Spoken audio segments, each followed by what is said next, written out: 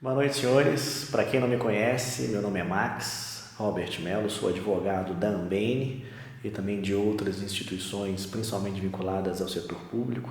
Sou proprietário, junto com a doutora Tainara, da Benedito Mello Advogados, e a gente já advoga há praticamente 7 anos para os anistiados da Lei 8878, de 94.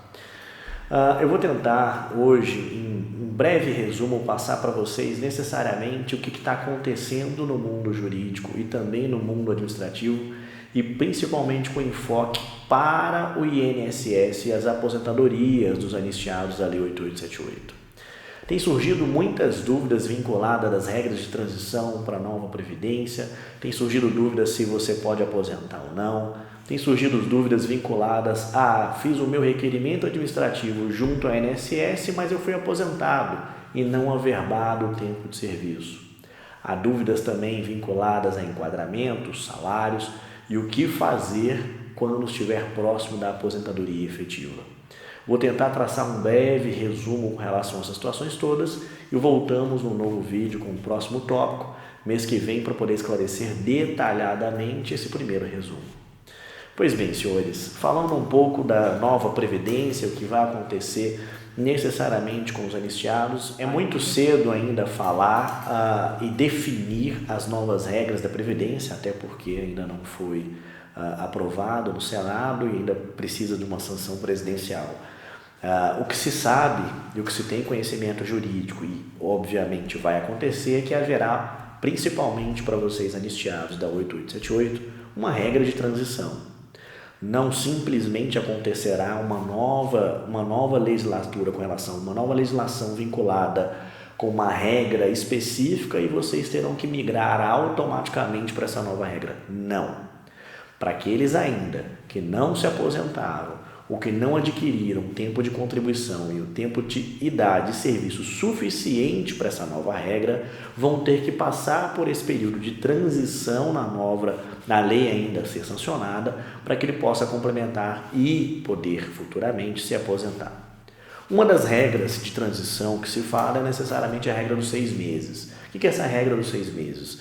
De 6 em 6 meses haverá um aumento do tempo de contribuição e um aumento do tempo de aposentadoria, porque, em regra, a nova lei quer com que homens se aposentem com 65 anos, mulheres com 62 e tenha no mínimo 15 anos de contribuição. Então, friso, é uma conjunção de fatores, idade mais contribuição. Ao atingir a idade, também é necessário que você tenha atingido a contribuição mínima daquele período. Muitos de vocês já vão ter completado esse período de aposentadoria na regra de transição. Então, vai depender de caso a caso, cálculo a cálculo, individualmente. Importante, não podemos levar o caso do colega como um caso paradigma, a não ser que sejam situações idênticas e onde há um erro muito grosseiro feito pela autarquia, por exemplo, no caso do INSS, para contagem do tempo de serviço. Tirando situações como estas, não é possível você equiparar o seu tempo de serviço, a sua aposentadoria e o seu requerimento com o do seu colega. As ações, sejam elas protocoladas no INSS ou protocoladas na Justiça, são personalíssimas. O que é personalíssimo? É individual. Eu preciso analisar o tempo de entrada, ou seja, o tempo de contratação da sua empresa, lá atrás, antes da Constituição Federal, da Lei 88 ter sido promulgada, a sua demissão na década de 90, o seu retorno nos anos 2000 e agora o tempo sobrando do período que você retornou para o trabalho. É estritamente individualizado. Por isso que nós fazemos uma análise apurada para saber no extrato de tempo de serviço como é que está a sua vida pregressa para a gente poder fazer os pedidos futuros. Ultrapassado essa informação de que haverá uma regra de transição e que, por óbvio, nós seremos abarcados por ela, ou seja, as pessoas que ainda não se aposentaram e não têm o tempo de serviço necessário vão migrar para essa nova regra de transição, para a nova lei da Previdência. É importante frisar que nós estamos com requerimentos administrativos para a contagem do tempo de serviço de afastamento. O que é isso? O hiato que existe entre a data da sua demissão e a data do retorno, em regra geral, não tem sido computado para nenhum fim legal. O que todavia nós conseguimos? Nós conseguimos que este ato fosse computado como tempo de serviço, não tempo de contribuição. É também importante frisar que a Advocacia Geral da União bate de frente com o nosso entendimento, alegando que tem que haver concomitantemente a contribuição para haver o tempo de serviço.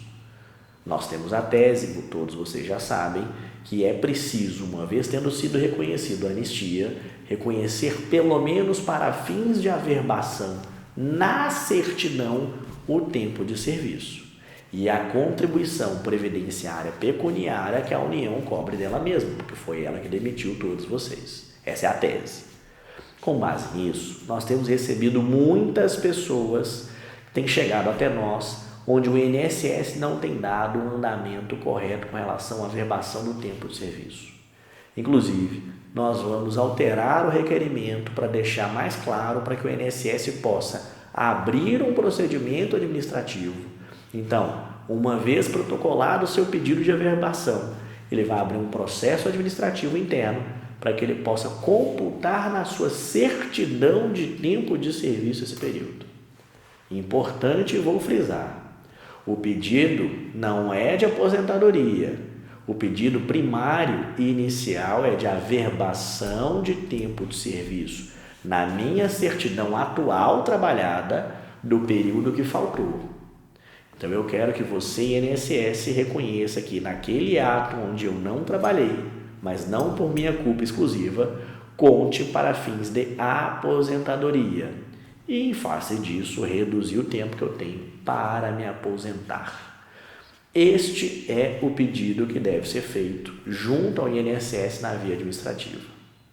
Importante, não será aprovado automaticamente porque depende de uma decisão do INSS. Nós estamos avançando caso a caso com relação às aprovações. E naqueles casos em que não há aprovação na via administrativa, nós entramos então com uma ação judicial contra o INSS para solicitar necessariamente a averbação desse tempo, ok?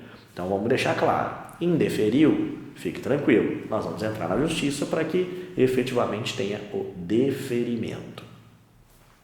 Uma nova questão que tem surgido também, sempre há dúvidas, é se eu posso aposentar e continuar trabalhando. A resposta é positiva. Você pode se aposentar caso tenha o tempo de serviço necessário para a aposentadoria, com as contribuições necessárias. Você pode sim se aposentar e continuar trabalhando. Ah, doutor Max, esse novo período que eu continuo aposentada e trabalhando vai recomputar para fins da minha certidão?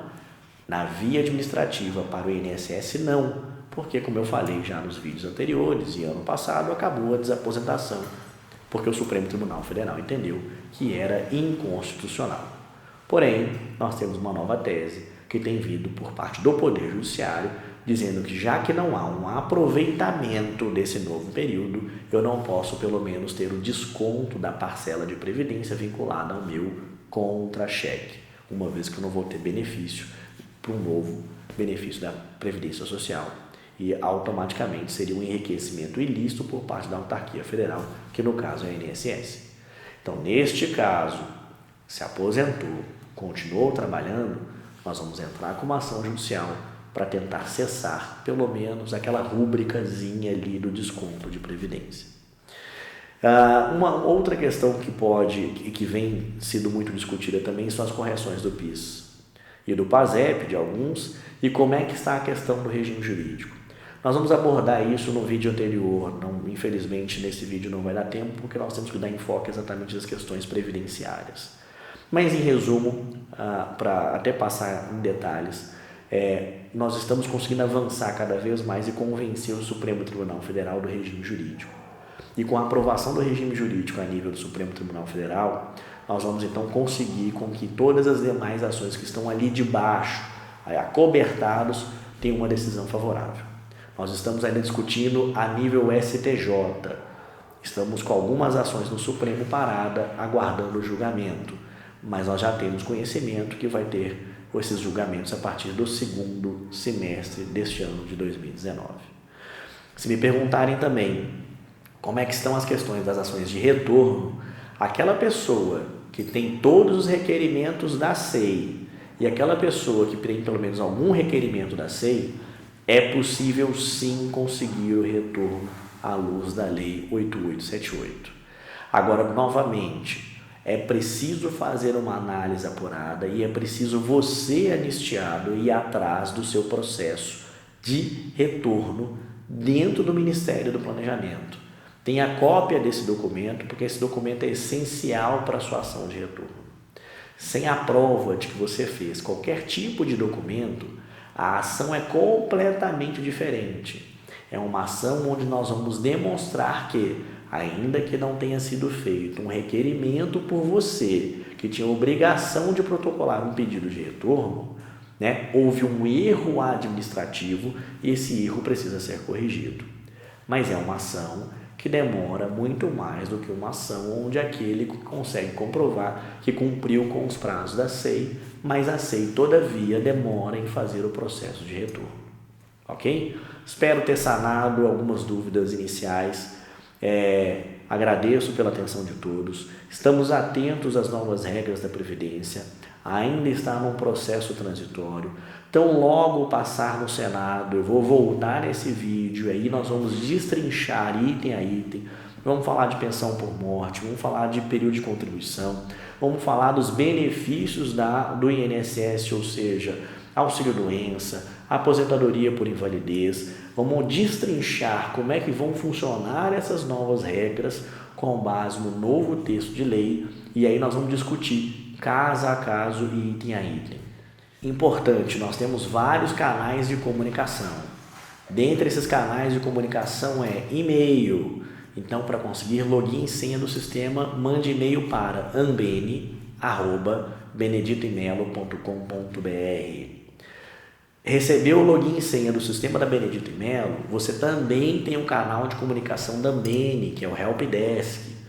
Basta ligar no 3037 7030, falar com a Tainara Administrativo, que ela vai lhe repassar login e senha para o Helpdesk.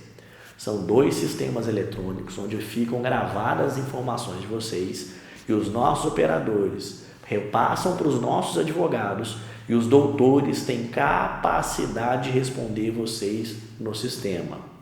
Não teve resposta no sistema, não ficou claro, mande-nos um e-mail. Esse e-mail será respondido também de forma mais clara e objetiva. E por fim, não ficou satisfeito, marque uma reunião aqui no escritório que nós vamos lhes atender. Ok? Muito obrigado, abraço a todos e estamos à disposição.